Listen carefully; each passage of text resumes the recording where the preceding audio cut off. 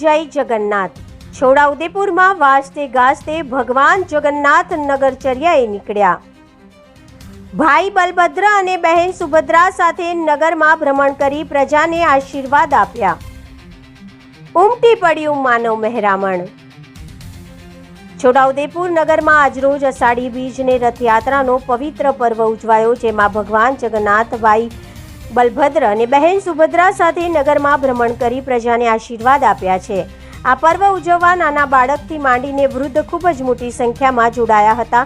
રણછોડરાય મંદિર છોટાઉદેપુર ખાતેથી આજ રોજ ભગવાન જગન્નાથની રથયાત્રાનું વિશેષ આયોજન જગન્નાથ રથયાત્રા સમિતિ દ્વારા કરવામાં આવ્યું હતું।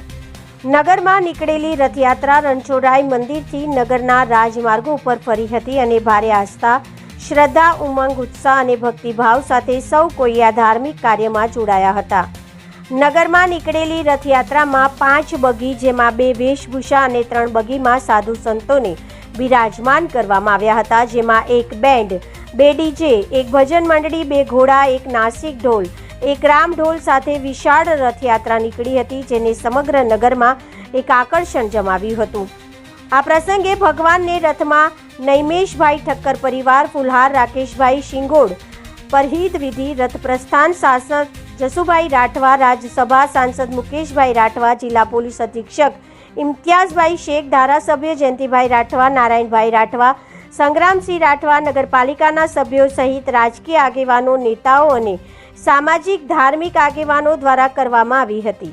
ઉલ્લેખનીય છે કે છોટાઉદેપુર જિલ્લાના ધાર્મિક કાર્યક્રમમાં પ્રખર રાષ્ટ્રવાદી અને છોટાઉદેપુર જિલ્લા પોલીસ અધિક્ષક ઇમ્તિયાઝભાઈ શેખ ખૂબ જ ઊંડાણપૂર્વક ભાગ લઈ રહ્યા છે અને દેશ પ્રેમનું એક ઉત્તમ ઉદાહરણ પ્રજાને પૂરું પાડી રહ્યા છે, જેને પ્રજાએ આવકાર્યું છે। જ્યારે રથયાત્રા દરમિયાન પોલીસનો પણ સંપૂર્ણ સહકાર અને ચુસ્ત પોલીસ બંદોબસ્ત જોવા મળ્યો હતો। જય જગન્નાથ। આજે અષાઢી બીજ નિમિત્તે સમગ્ર દેશની ભગવાન પ્રભુ જગન્નાથજીની યાત્રા નીકળી છે। એ પ્રસંગે છોટાઉદેપુર નગરના મધ્યથી પણ આ જગન્નાથ રથયાત્રાનો પ્રારંભ કરવામાં આવ્યો। ત્યારે આજના શુભ અવસરે છોટાઉદેપુરના તમામ ભગવાનના લાડેલા ભક્તો આ યાત્રાના ભાગરૂપે અહીંયા જોડાયા છે। ત્યારે સૌ ભક્તજનોને હું ખૂબ ખૂબ શુભેચ્છા પાઠવું છું।